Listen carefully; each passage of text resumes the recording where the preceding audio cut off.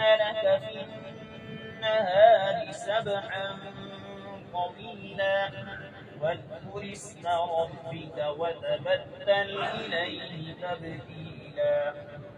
رب المشرق والمغرب لا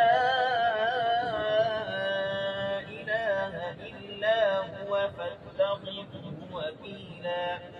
واصبر على ما يقولون واهجرهم هجرا جميلا وذرني والمكذبين أولي النعمة ومهلهم قليلا إن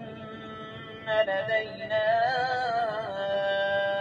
أنكالا وجحيما وطعاما ذا غصة وعذابا أليما يوم ترجف الأرض والجبال وكانت الجبال كثيبا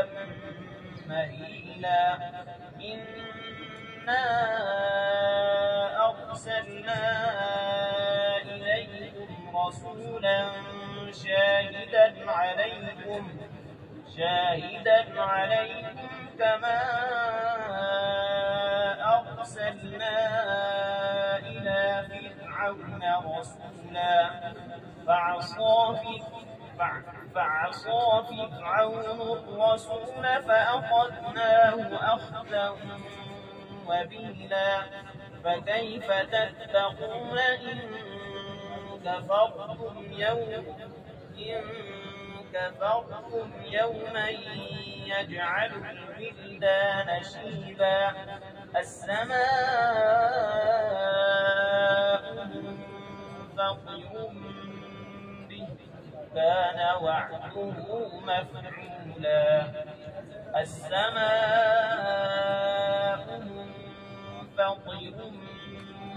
به كان وعده مفعولا إن هذه تذكرة فمن شاء اتخذ إلى ربه سبيلا إن ربك يعلم أنك تقوم أدنى من ثلثي الليل ونصفه وثلثه وطائفة من الذين معك والله يقدر الليل والنهار علم أن لن تحصوا فتاب عليكم فاقرؤوا ما تيسر من القرآن علم أن سيكون منكم مرضى وآخرون يضربون في الأرض يبتغون من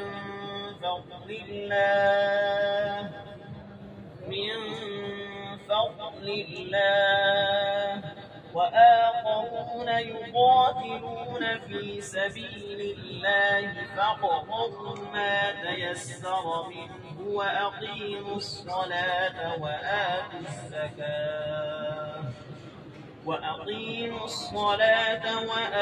الزكاة وأقرضوا الله قرضا حسنا